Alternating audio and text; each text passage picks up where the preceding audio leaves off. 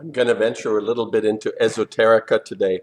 I've been thinking about doing a video. I'm gonna let this person introduce it. I'm gonna let this person introduce it. Listen to this. One of my favorite human beings, no longer with us. Listen to this. Kept going. So that's what I've been doing back there, just trying to find a place for my stuff. You know how important that is. That's the whole meaning of life, isn't it? Trying to find a place for your stuff. That's all your house is. Your house is just a place for your stuff. If you didn't have so much goddamn stuff, you wouldn't need a house. You could just walk around all the time. That's all your house is. It's a pile of stuff with a cover on it. You see that when you take off on an airplane and you look down and you see everybody's got a little pile of stuff. Everybody's got their own pile of stuff. And when you leave your stuff, you got to lock it up. Wouldn't want somebody to come by and take some of your stuff. They always take the good stuff. They don't bother with that crap you're saving. Ain't nobody interested in your fourth grade arithmetic papers. They're looking for the good stuff. That's all your house is. It's a place to keep your stuff while you go out and get more stuff. Now, sometimes you've got to move. You got to get a bigger house. Why? Too much stuff. You've got to move all your stuff. And maybe put some of your stuff in storage. Imagine that. There's a whole industry based on keeping an eye on your stuff. Enough about your stuff. Let's talk about other people's stuff. Did you ever notice when you go to somebody else's house, you never quite feel 100% at home? You know why? No room for your stuff. Somebody else's stuff is all over the place. And what awful stuff it is. Where did they get this stuff? And if you have to stay overnight at someone's house, unexpectedly, and they give you a little room to sleep in that they don't use that often, someone died in it 11 years ago, and they haven't moved any of his stuff. Or wherever they give you to sleep, usually right near the bed, there's a dresser, and there's never any room on the dresser for your stuff. Someone else's shit is on the dresser. Have you noticed that their stuff is shit and your shit is stuff? He was magnificent. He told it as it is. He was an ornery guy on stage, and sometimes even insulting to his audience, but people loved him because he was totally lovable. In his honesty and his directness, he used comedy, and I just thought, I have been thinking about this and our predicament, our global predicament, which is actually a very personal, the way I look at this, it's a very personal predicament. And when I talk about this idea of finding a solution, what we're in right now, the devastation from the nuclear radiation all over the planet, which is being ignored in Paris because there have been comments about the fact that Paris is basically a front to cover up the fact that the nuclear industry has destroyed an ocean. And the what is called climate change, it used to be global warming, but now it's climate change because climate change could go either way. Could go, well, what does that mean? Cold, warm, storms, I guess could be anything. And there is so much subterfuge. And I want to just go to the root of this. And I want to go to the root of this, not from the point of view of declaring how bad it is, but how we've ended up in the place that we're in. And from a painter's point of view, I look back at the Renaissance and I perceive in this period of our development a concept that evolves in a very rigorous way. It is very a fundamental change in attitude. Like the paintings show a fundamental change to the material world. We become very materially oriented, the way George Carlin talks about stuff. And what we left behind, we got stuff and we gave up soul stuff, what I would call soul stuff. Now that's really bright.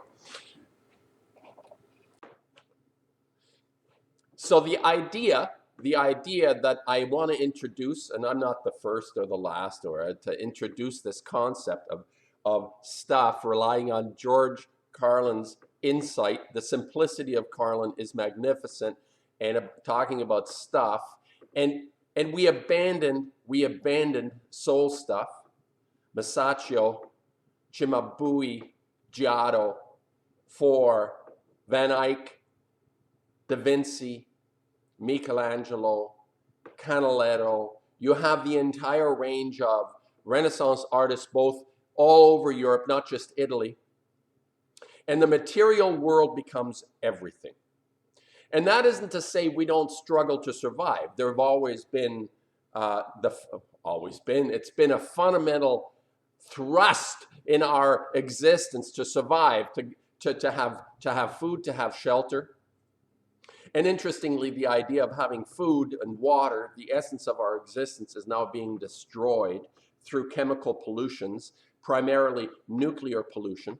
And I'm thinking this is just, I want to synopsize everything that I've said in many videos before about a personal transformation.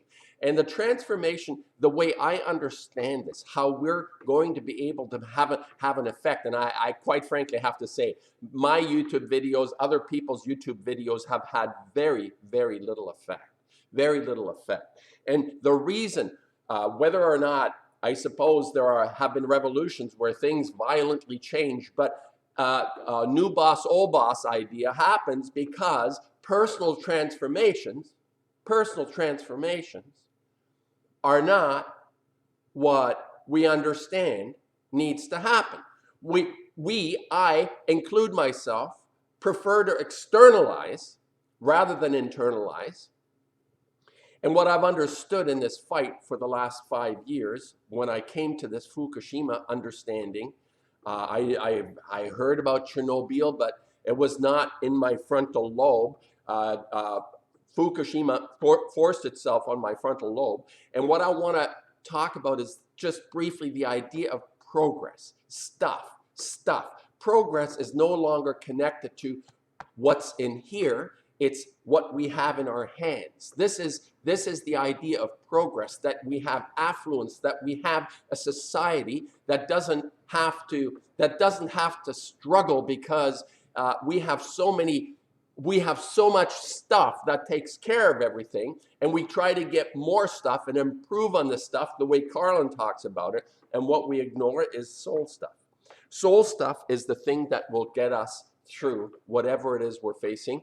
If there is something to salvage, considering there's 300,000 tons of nuclear waste sitting that we don't know what to do with, and how do we deal with that stuff? Now there's stuff that nobody wants. Whatever Carlin talks about, you have superfluous stuff. Now this is the most meaningful stuff on the planet that nobody wants. Meaningful in the sense that it's destroying everything, or potentially can destroy everything. And I don't know how far down the road we've come on this destruction with this stuff, and it's because we stopped developing soul stuff. Our worldview changed, and we've been trying to recover that to some extent with there are questionable aspects to what we might call modern art. And modern art is based on the principle that fundamentally it's as important of how you make something as to what it is that you're making in terms of a story. We shifted with the understanding that it's how you make it. Pollock painted what is considered to be a very organic process. He was tied into the meaning of the universe theoretically. In theory, this is what he was attempting to prove to people, that you can make a work of art, you can make a painting by being totally spontaneous and let the elements of chance take over, which is why how I make a painting is as important, or I would actually give it 90% importance, and 10% is the story. And I think this is part of recovering our souls. I think this is the aspect of what we call modern art, probably from Courbet or Manet. We have this feeling that we can be tied into something that is not purely a physical world, that is all, that is the spiritual world. Not that it wasn't there before. Like I say, prior to the Renaissance, and even people in the Renaissance produced work of brilliance that invoked this feeling of spirit. But we had to, we transitioned. It was hijacked. It was taken away from us. And the way Carlin, in his comedic routine, goes into this is just beautiful. And I don't know. Let's see if I post this or not. But it's the soul stuff that's missing, and which is why we're going down the proverbial shitter with our existence, because we can't seem to get rid of this notion of the of stuff, progress, and directly progress related to having stuff.